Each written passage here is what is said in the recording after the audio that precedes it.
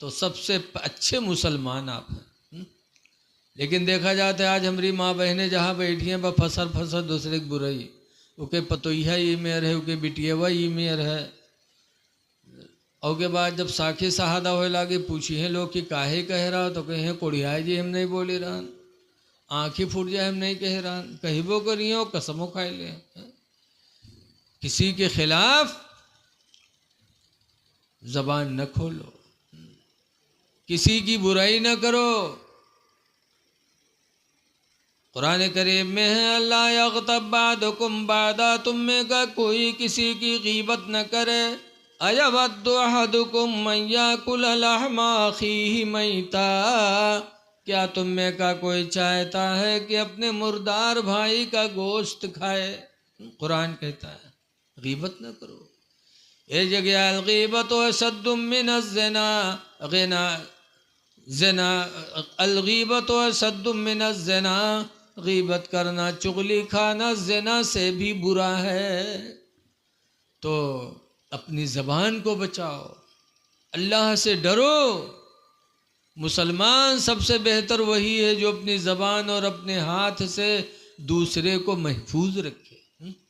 तो जब कुरान ने कहा मरो ना मगर मुसलमान बन के मरो, और मुसलमान की पहचान है कि ज़बान से और हाथ से दूसरों को महफूज रखे। इसलिए किसी के माल पर हाथ न डालो, किसी पर हाथ न उठाओ, किसी को कत्ल न करो।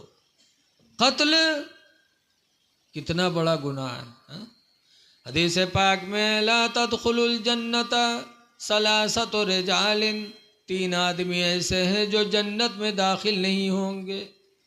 नंबर 1 पर हुज़ूर फरमाते अल कातिल, कत्ल करने वाला कातिल जन्नत में नहीं जाएगा।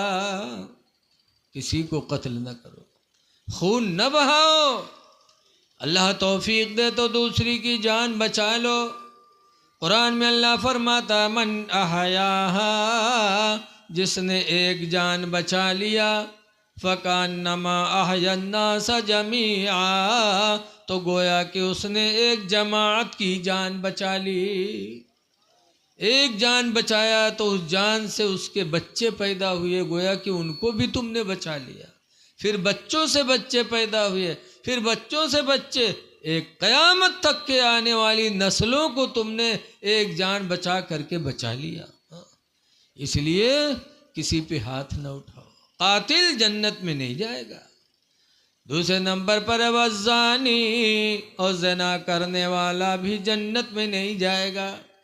और तीसरे नंबर पर फरमाया वद्दय्यूस, और दय्यूस भी जन्नत में नहीं जाएगा। पूछा गया दय्यूस कौन है, तो बताया गया दय्यूस वो इंसान है जिसकी बहन बेटी बेपर्दा घूमे, नंगे सर घूमे, बेपर्दा घूमे और उन पर वो रोक न लगाए, वो इंसान दय्यूस है। और दय्यूस जन्नत में कभी नहीं जाएगा। इसलिए लोगों अपनी बहन बेटियों को नंगे सर न घुमाओ। रसूलुल्लाह सल्लल्लाहु अलैहि वसल्लम एक दिन जा रहे थे, हातिम ताई की लड़की जा रही थी, और हातिम ताई की लड़की इस्लाम नहीं लाई थी। रसूलुल्लाह सल्लल्लाहु अलैहि वसल्लम ने जब हातिम ताई की लड़की को नंगे सर जाते हुए देखा, तो सरकार आगे बढ़ करके अपनी चादर रहमत उठा के हातिम ताई की लड़की के सर पे डाल दिया। जब हुजूर ने अपनी चादर रहमत हातिम ताई की लड़की के सर पे डाला, तब उसके दिल पे असर पड़ा। सोचने लगी कि इनका मैंने कलमा भी नहीं पढ़ा, लेकिन इनकी रहमत का यह आलम कि मुझे नंगे सर देखना गवारा न किया, चादर रहमत मेरे सर पे डाल दी। तो हातिम ताई की लड़की उसी वक्त कलमा पढ़ ली, पुकार उठी, कहने लगी मोहम्मद खुदा की कसम आपका इखलाक बता रहा है कि आपकी नबूवत और रिसालत सच्ची है। मैं कलमा पढ़ती हूँ ला इलाहा इल्लल्लाह मुहम्मदुर रसूलुल्लाह सल्लल्लाहु अलैहि वसल्लम। ऐ मेरे भाई, जब रसूलुल्लाह ने हातिम ताई की लड़की के नंगे सर को देखना गवारा न किया, तो क्या हमारी आपकी बहन बेटी नंगे सर घूमेगी, बेपर्दा घूमेगी, तो क्या रसूलुल्लाह खुश होंगे? इसलिए कोशिश करो कि माँ बहन बेटियों को पर्दे में रखो। कुरान करीम सूरह नूर की आयत अल्लाह फरमाता ला युबदीन ज़ीनतहुन्ना, कोई औरत हरगिज़ अपनी जीनत को जाहिर न करे, इल्ला लिबुलतिहिन्ना, मगर अपने शौहर के सामने, औ आबाइहिन्ना, या अपने बाप के सामने, औ आबाई बुलतिहिन्ना, या अपने ससुर के सामने। इन लोगों के सामने औरत अपना बनाव संवार जाहिर कर सकती है, बाहर कहीं नहीं दिखा सकती। लेकिन आजकल की हमारी माँ बहनें मई जून के इतनी सख्त गर्मी और तवाजा पाए जाते हैं तो फट से चलते हैं, अतने लेदी लेदन का लेके चलते हैं। बसमा कोनो पोकत है कोनो डोकत है, लेकिन इनके दावा तवाजा पर असर नहीं पड़ता। मेले में जाएंगी तो बन संवर के, शादी ब्याह में जाएंगी तो बन संवर के, और कुरान कहता है कि हरगिज़ अपना बनाव संवार कहीं जाहिर न करें। लेकिन आज अफसोस है कि आज इस्लामी अहकाम हम में तुम में उठते जा रहे हैं। गुजारिश है मरो तो मुसलमान बन के मरो, और मुसलमान की पहचान है चेहरे पे दाढ़ी, पाक व साफ रहना, साफ सुथरा रहो, पाक रह लो, खुदा जाने किस वक्त बुलावा आ जाए। हदीस पाक में अत्तुहुरु निस्फुल ईमान, पाक रहना आधा ईमान है। आधा ईमान तो सिर्फ पाकी में है। पाक व साफ रहो, किस वक्त बुलावा आ जाए पता नहीं है। जैसे किसी कहने वाले ने कहा है कि कोई गुल बाकी रहेगा ना चमन रह जाएगा, कोई गुल बाकी रहेगा ना चमन रह जाएगा, और एक रसूलुल्लाह का दीन हसन रह जाएगा, और हम सफीरो बाग में हैं कोई दम के चहचहे, हम सफीरो बाग में हैं कोई दम के चहचहे, और बुलबुलें उड़ जाएंगी सोना चमन रह जाएगा। आप हजरात से गुजारिश है कि देखो रमज़ान का महीना आने वाला है। हदीस में बताया गया, हुजूर फरमाते हैं कि मुसलमान रमज़ान के आने पर खुश होता है। मुसलमान रमज़ान के आने से खुश होते हैं और रमज़ान के जाने पर मुसलमान गमगीन होते हैं। तो है मुसलमानों, रमज़ान का महीना आने वाला है, खुशियाँ मनाओ कि रहमत व बरकत का महीना आने वाला है। इसलिए रोज़ा रखो, बहाना न बनाओ। रोज़ा से कभी आदमी कमज़ोर नहीं होता। हमारे तुम्हारे बाप आदम अलैहिस्सलाम जब जन्नत से ज़मीन पे उतारे गए थे तो गोरे थे, लेकिन कुछ दिनों के बाद काले हो गए। जब काले हो गए तब अर्ज़ किया, परवरदिगार जन्नत में था सफ़ेद था, रुए ज़मीन पे भेज दिया मैं काला पड़ गया। तो अल्लाह ने फरमाया था, आदम अगर वही हुस्न चाहते हो तो अय्याम 20 के रोज़े रखो, रोज़ों की बरकत से हम तुम्हारा हुस्न वापस कर देंगे। अय्याम 20 के रोज़े, अय्याम 20 कौन है? अरबी महीने की 13, 14, 15 तारीख़।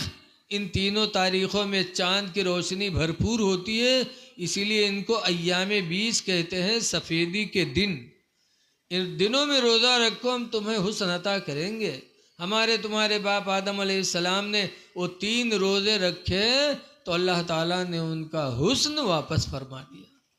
तो जब हमारे तुम्हारे बाप आदम रोज़ों की बरकत से हुस्न वाले हो सकते हैं तो हम उनकी औलाद हैं, रोज़ा रख करके हमारा हुस्न गायब कहाँ होगा। इसलिए आने वाले दिनों में रोज़ा रखो, भूखों को खाना खिलाओ, अल्लाह के बंदों पे रहम करो। हज़रत अबू हुरैरा की हदीस है कि रमज़ान के एक रोज़े की इतनी बड़ी फजीलत है कि 300 रोज़े की फजीलत कितनी होगी। रमज़ान के एक रोज़े की बरकत से अल्लाह ताला मुसलमान को जहन्नम से इतना दूर कर देता, इतना दूर कर देता। जैसे कि कोई कौवा का बच्चा पैदा हो और उड़ने लगे और उड़ते उड़ते कौवा का बच्चा बूढ़ा हो जाए। इस ज़माने में जितनी दूर तक वो उड़ जाएगा उतनी दूर तक अल्लाह जहन्नम से एक रोज़ा के बदले में मुसलमान को दूर कर देगा। तो तरावी की नमाज भी पढ़ो रमज़ान शरीफ में, और रोज़ा ज़रूर रखो, और भूखों को खाना खिलाओ। हदीस में आया है कि जो भूखों को खाना खिलाएगा क़यामत के दिन जन्नत उसे पुकारेगी। ख़ास तौर से अपने मस्जिद के इमामों का ख्याल रखो। अक्सर देखा जाता है इमाम साहब दावत पर भेजी है, आज के जाओ फलनवा के कह दो इमाम साहब के दावत है, तो कहीं आज हम बहरेज जे थे कह दो दूसरे कुआं खाए ले काल देखा जी। दूसरे कुआं गए तो कहीं आज हमार गेहूँ काटे वाला है, कह दो जाओ दूसरे के यहाँ पठवा दे। एक मुसलमान इमाम को खाना नहीं दे सकते, बड़े अफसोस की बात है। जबकि हदीस में आया मुतइमिल जियान, भूखों को खाना खिलाने वाले को क़यामत के दिन जन्नत पुकारेगी। एक गांव रहा, इमाम साहब रहे, तो पूरा गांव इमाम साहब के चंदा दे, खाना खवावे, इफ्तारी भेजे। और एक घर वो गांव में ऐसा रहा है कि वो घर वाला कबहू न इमाम के दावत लिहिस, न इफ्तारी दिहिस, न चंदे दिहिस। इमामों साहब जान के कि गांव में अगर कोई दुश्मन है हमारा तो फलनवा है। अल्लाह मर्जी इमाम साहब एक दिन नसीर पढ़ाए आंगन में टहरत रहे, तो वही घर से जौने घर से कबहू कुछ नहीं आवा, वही घर से एक छोट लड़का मिट्टी का कूंडा, मिट्टी कूंडा जाने हो ना, बड़ा था प्याला, सर पर रखे हो, कपड़ा ढके हो, मस्जिद की तरफ चला हो छोटा लड़का। मौली साहब जाने की लागत है आज ही घर से कुछ मिला है कहा। जैसे वो आवा उठा कूंडा रखे, मौली साहब पलथी मार के बैठे, उका निकारिन कागज हटाइन तो देखें पूरा कूंडा खीर से भरा। तब मौलवी चौंके, कहीं यार ये घर से ज़िंदगी में कभू अफ्तारी तक नहीं आई, अब आज पूरा कूंडा खीर भर के आवा है। तो मौलवी कहे लागे लड़कवा से कि आए रे तोरे महतारी का अगर हमरे खातिर खीरे पठवे के रहे तो कोनो पियाली में पठाई दिए होत, कोनो पलियट में पठाई दिए होत, ये पूरा कूंडा भर के कहे पठाई से कहा भैंसा वैसा हुई कहा। तो छोट लड़का रहा सही सही बताए, इसका मौली साहब ऐसा है कि अम्मा हमार खीर बना के रखीन और चली गई पानी ले, अत्ते में यहाँ कुतौआ व मुडार के खाए लाग। तो अब्बा लाठी लेके अम्मा पर जुटे, कहीं अरे खीर कुत्ता खाए ली, इसको खाई रे। तो अम्मी कहीं घबराओ ना, मस्जिद में पठे दे मौली साहब खाए ले। जब मौलवी सुनी तो उठाए के कूंडा फेंकिन, कहीं ला हौल वला कुव्वता इल्ला बिल्लाह, ला हौल वला कुव्वता इल्ला बिल्लाह। तो लड़का रोवे लाग, तो मौलवी डांटे ने, बे रोता क्यों है? तो लड़का के मौली साहब कूंडा फोड़ डाले हो, हमारा अम्मा यही में यह कूड़ा फेंकत रहा है, कूड़ा किमा फेंकी है। तब मौलवी अपन खोपड़ी पीटे लागे, कहीं ना मतने बदनसीब हो गए कि खीर मिली कुत्तक जूठ हो, वैसे बर्तन में जिमा कूड़ा फेंका जाता रहा है। तो आज वही खाना इमाम का दे है जो उन खाना सरीगा हो या नमक ज़्यादा होएगा हो। अरे मेरे भाई, इमाम की खिदमत करो। भूखों को खाना खिलाने में जब इतना सवाब है कि जन्नत पुकारेगी, तो मस्जिद के इमाम को खिलाने में, मस्जिद के मुअज्जिन को खिलाने में अल्लाह कितना राज़ी होगा। अल्लाह ताला हमको आपको आमाल खैर करने की तौफीक अता फरमाए और इस जलसे को अल्लाह ताला अपनी जनाब में कबूलियत का शरफ अता फरमाए। अब देखिए हज़रत हमारे तशरीफ़ फरमा है और हज़रत के साथ कुछ लोग और आए हैं, एक बज चुके हैं। अब अगला प्रोग्राम आपके सामने है। अस्सलामु अलैकुम वरहमतुल्लाहि बरकातुहू।